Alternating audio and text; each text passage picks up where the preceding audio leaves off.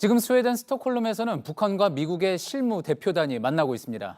비핵화를 위한 본격적인 실무 협상은 내일 시작되는데 오늘 미리 만나서 서로의 협상안을 살펴보고 있습니다. 이 협상 결과에 따라 북미 정상의 세 번째 만남이 이루어질 수 있을지도 결정됩니다.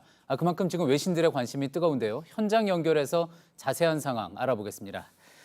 자, 김성탁 특파원, 지금도 예비 협상이 진행이 되고 있죠. 분위기는 어땠습니까? 네, 오늘 북미 간의 예비 접촉은 3시간 전인 현지 시간 오전 10시, 한국 시간으로 오후 5시쯤 시작된 것으로 보입니다.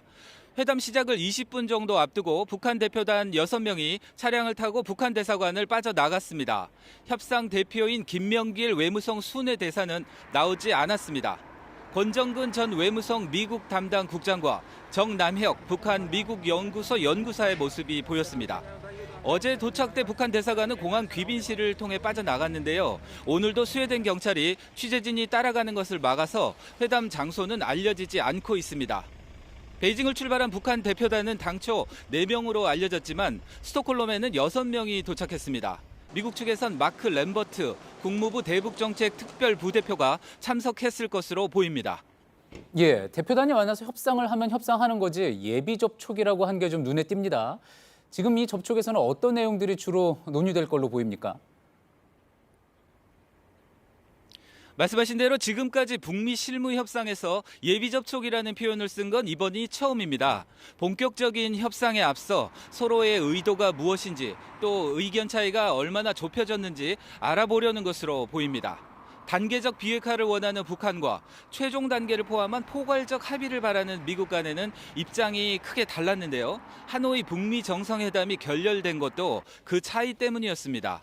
미국은 북한의 비핵화 내용과 그에 따른 제재 완화 규모를 따질 것으로 보입니다. 북한은 무엇보다 미국이 무엇을 제공할지에 초점을 맞출 것 같습니다. 예, 그만큼 이번에는 실패하지 않겠다, 결렬시키지 않겠다라는 조심스러운 분위기도 좀 읽히는 것 같습니다.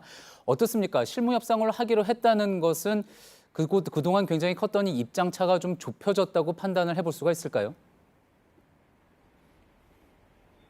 네, 북한 협상 대표인 김명길 대사는 어제 경유지인 베이징에서 미국에서 새로운 신호가 있었다고 말했습니다.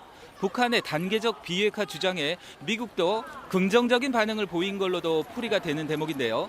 다만 북한이 제시할 프로그램과 제재 완화 수준을 보고 미국은 협상에 적극적으로 임할지를 정할 것으로 보입니다.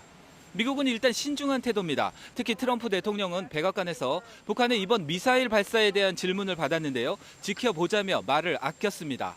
협상의 판을 깨지 않겠다는 겁니다. 실무 협상은 논의에 따라선 연장될 가능성도 있는 것으로 전해졌습니다. 예, 스웨덴 스톡홀름에서 김성탁 특파원이었습니다.